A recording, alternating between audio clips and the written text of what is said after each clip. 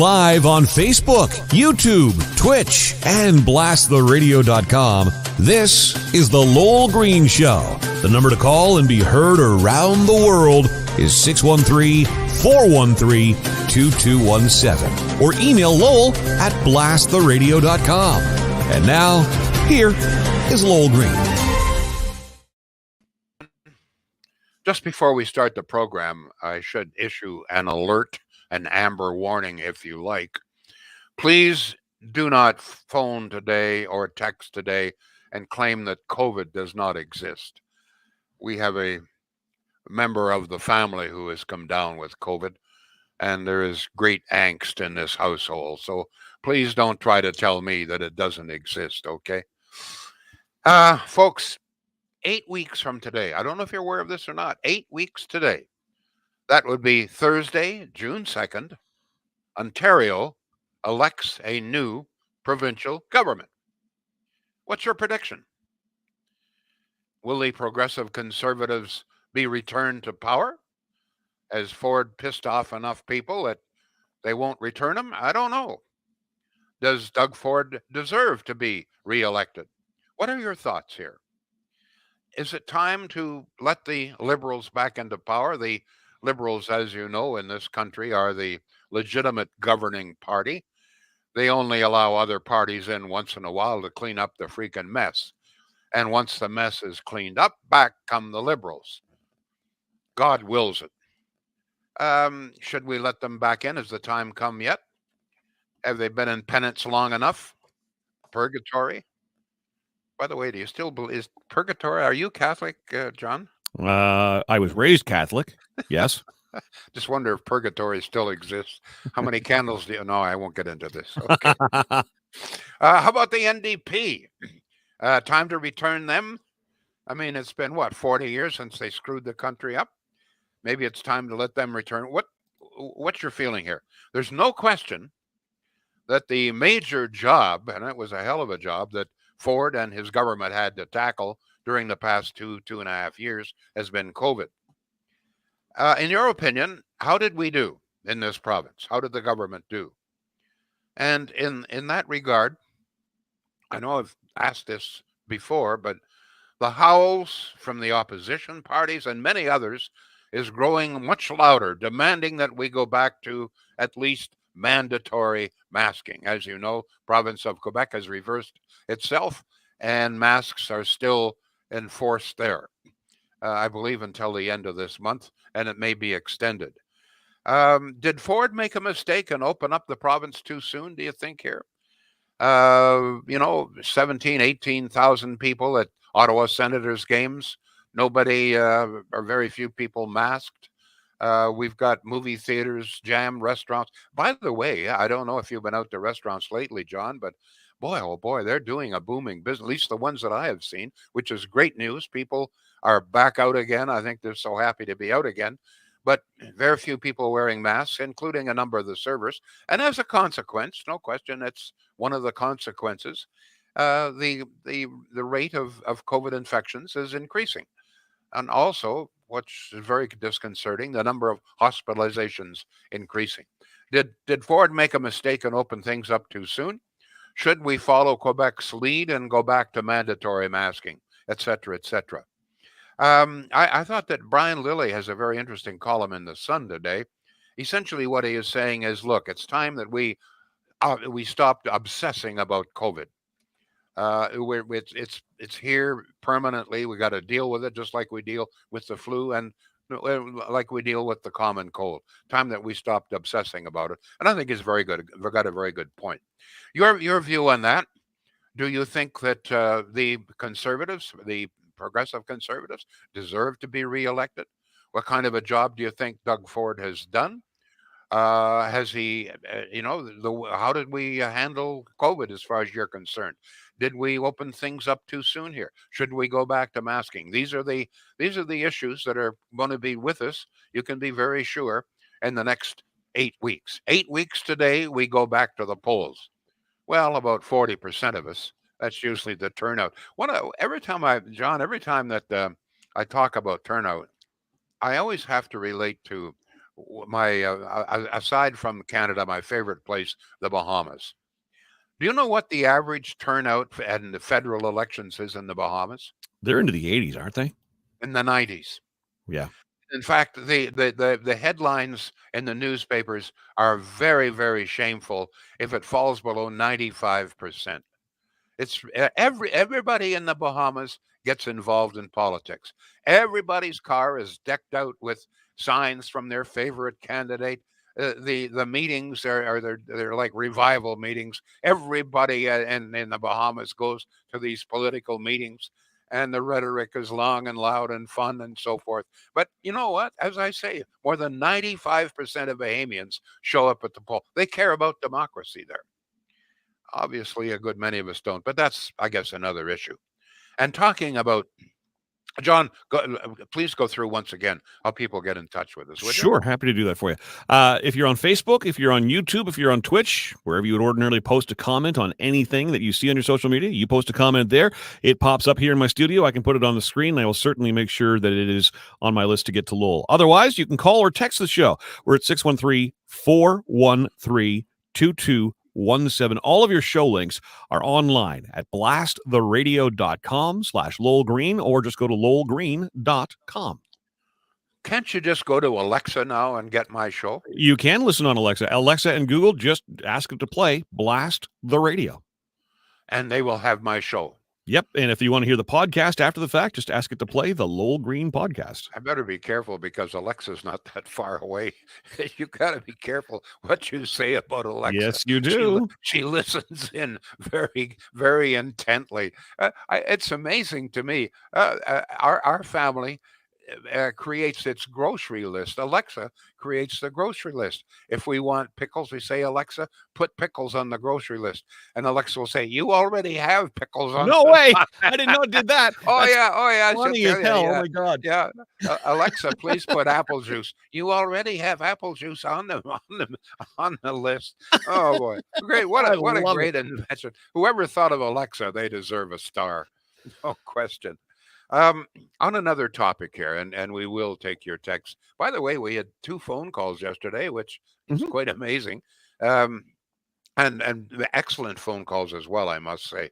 Yes. On another topic, do you find it strange, kind of sad maybe, that the mainstream media, I'm talking about radio, television, newspapers, magazines, nothing that I can see has enough courage, enough journalistic integrity to carry the story about the fact that Justin Trudeau refuses to ship those Harpoon anti-ship missiles to Ukraine. John Ivison had a major column, but I'm going to tell you, I don't know where it appeared. I saw it on the internet and read it from the internet. But my edition, I get the National Post every day. My edition of the Post doesn't have it. Nothing in the Citizen. I see nothing in the Globe and Mail, nothing in the Toronto Star. I see nothing on CBC, CTV. This is a major story. As I mentioned yesterday, President Zelensky of Ukraine personally telephoned Justin Trudeau to ask him to send those Harpoon missiles. Those missiles, there's between 120 and 200 of them sitting in storage someplace in Canada, gathering dust. We don't need them. We won't use them. We have ordered new, more modern ones, and they will arrive shortly, at which point the missiles, the ones that exist now, Harpoon 2s, will likely go into the scrapyards. But Zelensky says, please send them. We fear that there is going to be an amphibious invasion from the Black Sea near Odessa, and having these anti-ship missiles might stop it, might save many lives. But for some reason, we won't send them. I mentioned this yesterday. Today, I am astonished and saddened, really, by the fact that the media seems to be totally ignoring this, which I know this is perhaps unfair to say, but it seems to be an indication that editors can be bribed rather easily. I can think of only one reason. This is a major story. President of Ukraine begs for these missiles. They're in storage. We don't need them. We don't want them. They're gathering dust. Zelensky says they might save lives there. They might save an invasion. We don't send them. Meantime, Trudeau and Madeleine Joly are off, talk, meetings and meetings and so forth. When Zelensky says, we don't want talk. I don't want to ride. I want bullets. I want these missiles, but we don't send them. And the media ignores the story. Is this because the media can be bribed? $1.3 billion to the CBC?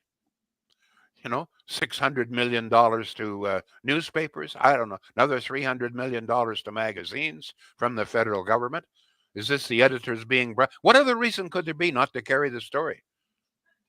I mean, we've got two in the Ottawa Sun, which is more or less a conservative newspaper. Every time there's 2 full pages of crapola from Hollywood.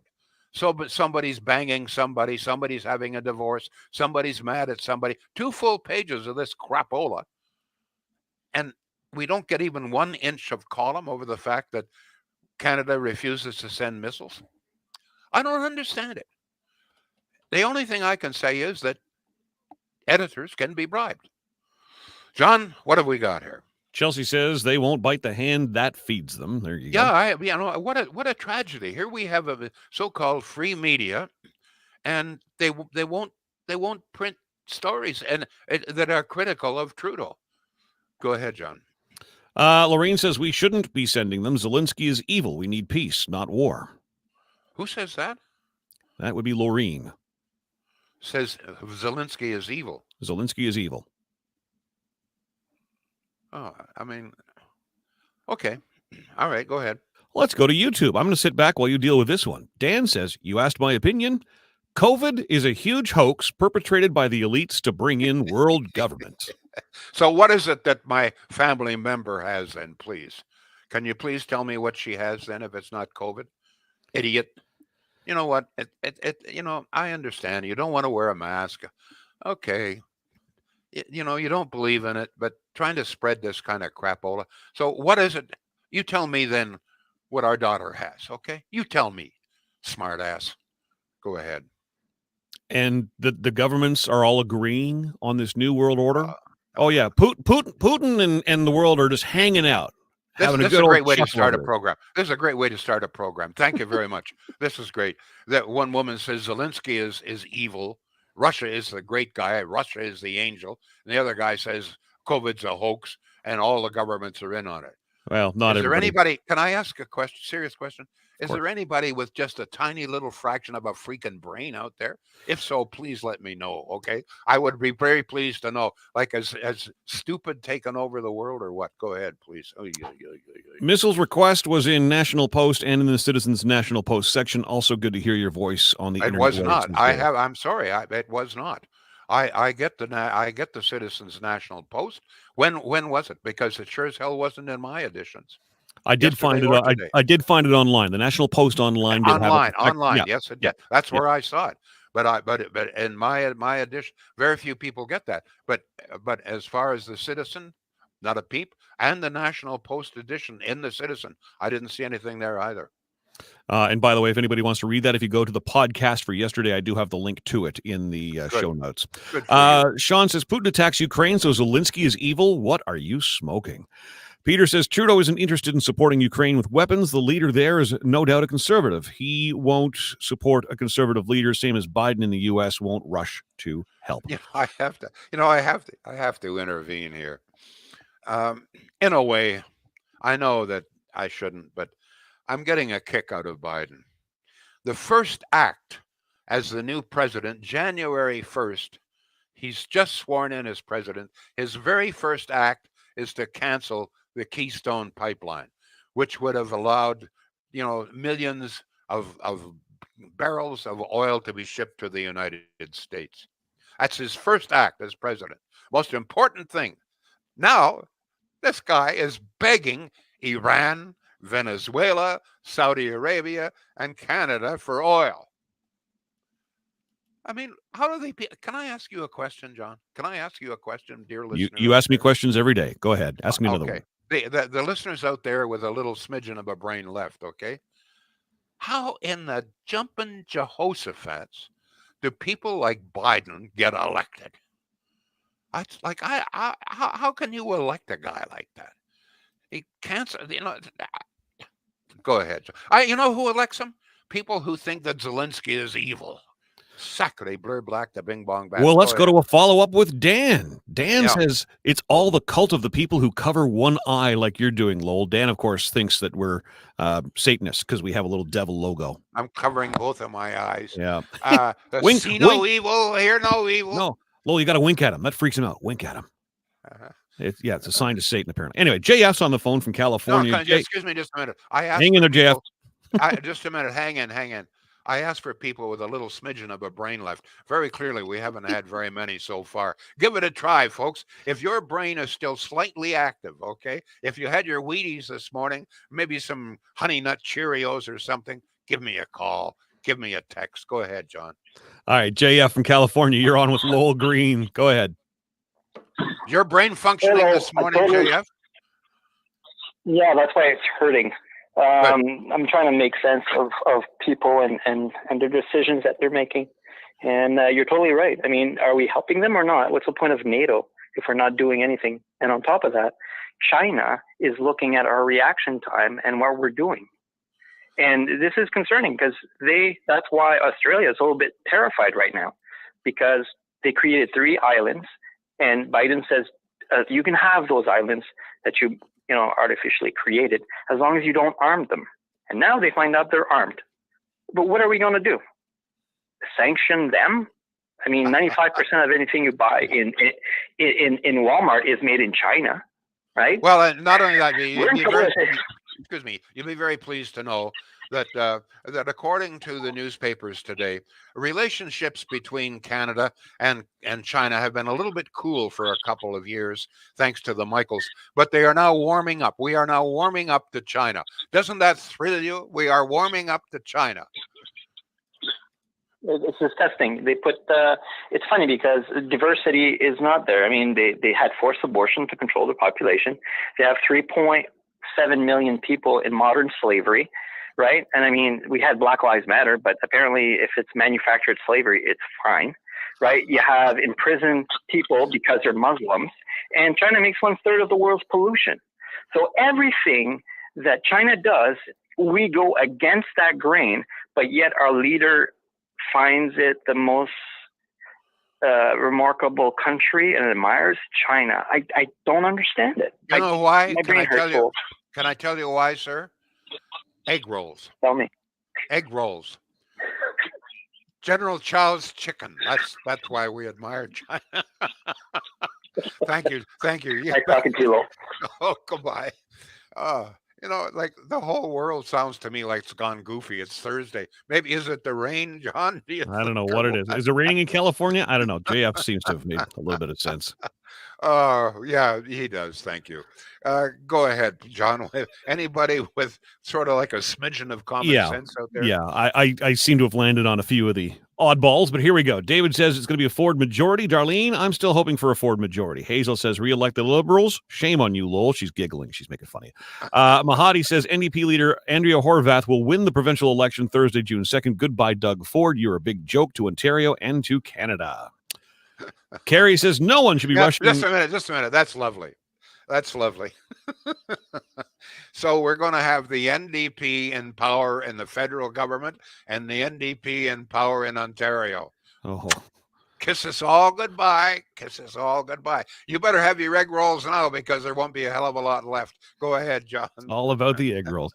Carrie says no one should be rushing to open and removing masks, etc. COVID is still out there in all of its variants.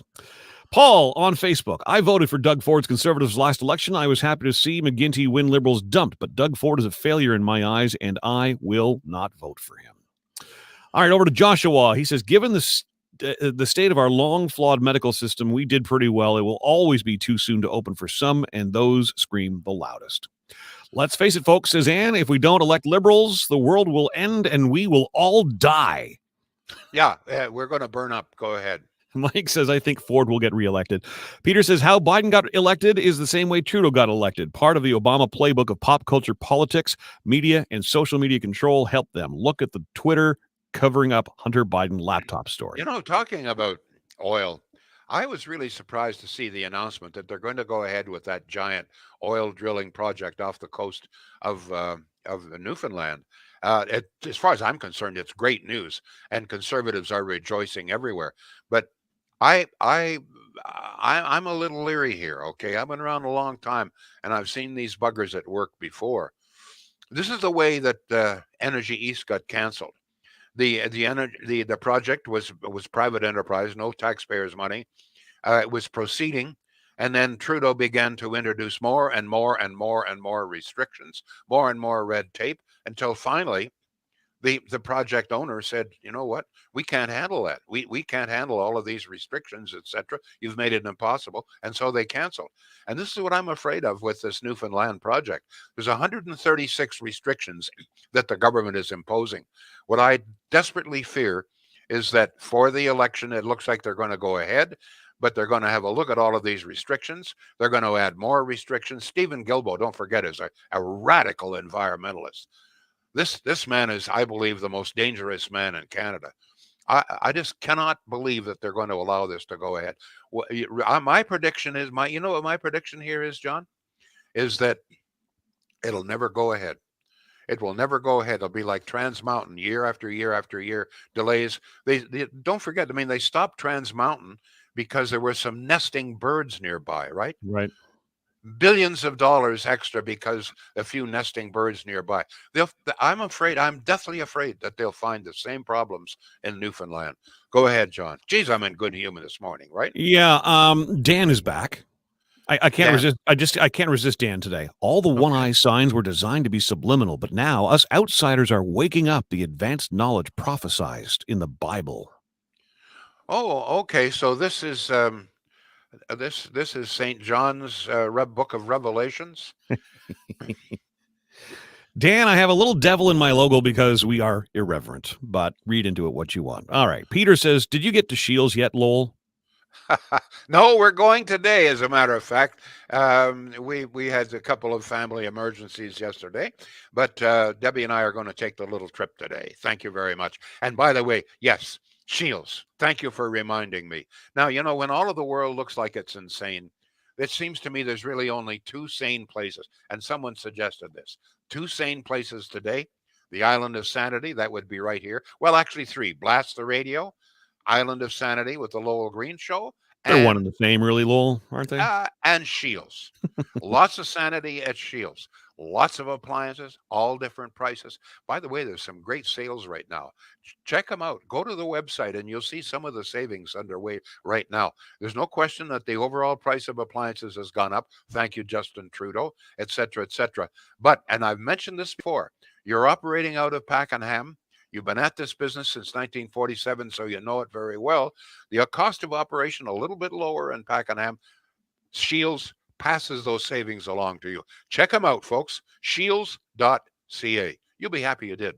Thank you, John. Go ahead, please. And thank you to all of our listeners directing us and reminding Lowell to get back to his commercials. Mm-hmm. Dan, I'm done with your stupid comments regarding the devil. Get over it. Holy shit. JF says gas overs are the best, but who sells them? Fingernails on a chalkboard. That's Andrea Horvath, says Carl.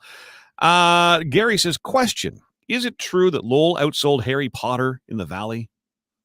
My first book did, yes. Yes, it did. Now, this is a number of years ago. This is the Pork Chop and Other Stories. It sold. It outsold Harry Potter. And in fact, the first sale was at the New Chapters store in Barhaven. We sold 750 books that day. Well, actually, it took 2 days to sign them all. Yep. Thank you for that. Thank you for reminding me of that. The good days. Go ahead. Nice. Satan's Playmate. Oh, there you go. Dan will have a field day with that. The person's nickname. You know, Dan. The devil's going to get you. The devil's going to get you. So bugger off. Okay. Satan's Playmate is on Twitch. She says, if he's such an environmentalist, why are they spraying Roundup all over BC to kill most of the trees, shrubs, and poisoning the salmon breeding grounds? I don't know. They're crazy out in the West Coast. Let's be honest, okay? Don't forget, BC is the province that stopped the Trans Mountain. They say no more oil. So now the price of gasoline is through the roof out there because they haven't got enough. And not only that, but while they're stopping oil from coming through, they're the North America's #1 shipper of coal. What a bunch of freaking hypocrites out there. The mountains are beautiful. The people, well, go ahead, please, John. All right, let's go to email. Lowell at blasttheradio.com. Feel free to include a little wink in your email. We love winks. Okay, hi, Lowell. Regarding COVID, our experience here at home is our son got sick with typical cold symptoms. So we started doing the rapid tests that we got from Sobeys. He tested negative several times for 2 days while showing these cold symptoms before finally testing positive with the rapid test. I was surprised that it, too, was over 2 days of being sick for the rapid test to detect the COVID. So I recommend to not assume you just have a common cold if you are testing COVID negative. That is Paul. All right. Tony says actual gas is cheaper in BC. He says in Nanaimo it's $1.88. No, it's not. Go ahead. Okay. John should play Van Halen's Running with the Devil today, says Joshua. Okay, that's enough of that nonsense. Let's go back to some of the common sense replies we've had. Eileen says, I'm still wearing my mask, and I will for a while. The COVID OC Transpo bus cleaners contract ended on March 31st and was not renewed, says David. Interesting. Kevin says, it's like changing the captain on the Titanic. I don't know what he's referring to there, but that was probably posted earlier, so apologies. Anthony says, the NDP with that shrill voice will never be elected to power again. Del Duca has the personality of a doormat, so the only alternative of the three major parties is Ford. We may not like him, but I don't think Ontario is ready for a win-like government this time around. I don't see what, you know what, I mean, he had to make some unpopular decisions. But if you examine the manner in which Ontario survived COVID, you will see that we did much better than most other provinces as far as the number of cases, the number of hospitalizations, the number of deaths on a per capita basis. We did extremely well here. So it wasn't perfect. Mistakes were made, no question about it. But I'm not sure what else we could have done here. Go ahead, John. Okay, where do we leave off? Anne says, yes, they should be reelected as they only had a year or two before COVID hit, so in my opinion, not enough time to really do anything. He did as good a job as can be expected. I don't think anybody else in power could have done any better. It was either love him or hate him. Can't make everybody happy, says Mike. Well, the fact is that the economy of this province is beginning to boom. So, in fact, there's a labor shortage. And one of the things, too, I'm really pleased is that Ford has come out with a plan to integrate refugees from Ukraine as far as employment, etc. If you have a look at the program, it's very, I think it's very praiseworthy. And by the way, where are the refugees? There's a few that have come into the country, but all through private sponsorships. So far, now we are a month and a half into it, and we still have not received, I don't believe, a single refugee via the government. They are still holding them up with visas, red tape, etc., 6 weeks later. Meantime, Trudeau continues to boast about how we stand shoulder to shoulder. Yeah, my arse is a star. Go ahead, please, John. Here's a comment from Craig. I don't know where Craig got this from, but I'll read it to you anyway because it popped up. So, okay, can this be true? Stats Canada is now sending out little test tubes in the mail asking for blood samples from the unjabbed. Apparently, this started in New Brunswick. No idea. That would be a provincial decision. Ken says, I find it interesting that Bill C-11 was written by Stephen Guilbeault, and now he's the Minister of the Environment, and the government wants to make strong rules on the environment. Well, actually, C-11, we're going to do a program on that, John, because that scares the hell out of me. The idea that somehow or other the CRTC is going to govern what you and I say, what anybody says, as to me, and explain your thinking. You believe that this is the future of broadcasting, what we're doing here. Listen, any story you read is about media is layoff, layoff, layoff. They're cutting back. They're amalgamating. I mean, AM/FM is an archaic technology. What you and I are doing is the future. During COVID, that proved it more than anything. Every single TV broadcaster, every single radio show, they're all doing it from home. It's been proven that this is the most cost-effective way to do it, whether you're transmitting it back to a radio station or, I mean, look at the strength of podcast. Podcast is an online medium. It's the fastest growing form of media today. And now you want to regulate it because you want to protect the very thing that is cutting back and laying off and not serving its communities whatsoever. It makes no sense. But then again, so this par for the course, right? Yeah, what you're saying is this very interesting, that that the existing sort of mainstream traditional broadcasting is dying.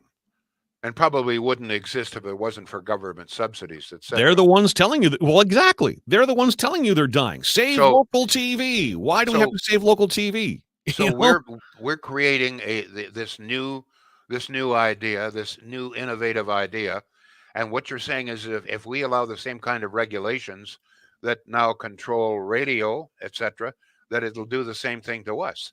So in other words, they want to turn us into what is now dying. What you and I are doing here on the internet, what podcasters are doing, what YouTube streamers are doing, what anybody who posts on Facebook and Twitter, etc., are doing, everybody has a voice now. Is that not what we want in a free and democratic society? To be able to express your opinion? The problem is, in governments at every level, they're afraid of that kind of freedom. They want to control. I mean, that's what governments do. It's the nature of government to control. And it scares the bejabbers off them to think that there's a whole medium out here that they cannot control. And that's what C11 is about, is to control us. Oh boy. Well, it's been a great, very interesting day. I hope that I hope Pakenham's got a little bit more common sense than we've seen for the most part on this program. Thank you all. This is to better days and better nights. Let's sign off with a big old wink here, Lowell. Right on. We'll be back tomorrow. The Lowell Green Show is seen and heard live around the world at 2 p.m. Eastern. Connect with us online at blasttheradio.com/Lowell Green. Can't join us live? Download the Lowell Green podcast. Available on Apple, Spotify, Google, and more. Ask your smart speaker to play the Lowell Green podcast. This is a production of blasttheradio.com.